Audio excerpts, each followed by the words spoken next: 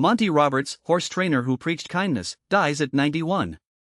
Monty Roberts, a celebrated horse trainer and best-selling author whose humane, non-violent methods for training wild and untamed horses were adopted by several generations of equestrian professionals, including Queen Elizabeth II of Britain, a passionate horse lover with whom he cultivated a 30-year friendship, died on Friday at his home in Solvang, California.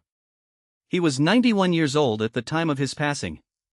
His daughter, Debbie Roberts Laux, spoke on behalf of the family to confirm that the cause of death was complications arising from an autoimmune disease. For more than 4,200 years, conventional horsebreaking relied on aggressive and violent techniques that forced an animal into submission, but Mr. Roberts insisted that a horse trained without fear would ultimately become a superior worker and a more willing equine companion. He created a silent, non-verbal language he called equus, built on subtle gestures and sustained eye contact, to produce a join-up moment in which a young horse, its flight instincts calmed, would voluntarily submit to him and allow him to saddle up and ride. Over the course of decades at his Flag Is Up Farms, later renamed the California Horse Center, and while traveling around the world to demonstrate and teach, he started, rather than broke, more than 11,000 horses. Some traditionalists labeled his approach dangerous and ineffective, yet fellow trainer Buck Brannaman, who inspired the book and film The Horse Whisperer, embraced a similar trust-based philosophy.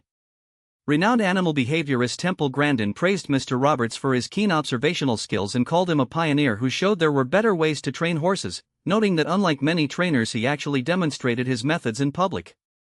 Queen Elizabeth II, a lifelong horse enthusiast, maintained a close friendship with him for 30 years and publicly endorsed his humane training philosophy. His technique, called equus, relied on a series of precise gestures and sustained eye contact to create a moment of voluntary partnership known as the join-up. Mr. Roberts' own horsemanship began remarkably early. He could confidently walk, trot and canter a horse by the age of 3 and served as a regular stand-in and stunt double in dozens of Hollywood productions, riding for stars such as Roddy McDowall, Mickey Rooney, Charlton Heston, and even doubling for Elizabeth Taylor in National Velvet. He also competed in stock horse competitions from the age of 4, became a rodeo champion before his teenage years, and went on to win 9 world championships. His legacy of respect, cooperation and kindness over forced servitude reshaped equestrian training worldwide, and he often said the same principles could improve human relationships. That's the story of Monty Roberts, a true pioneer of humane horsemanship.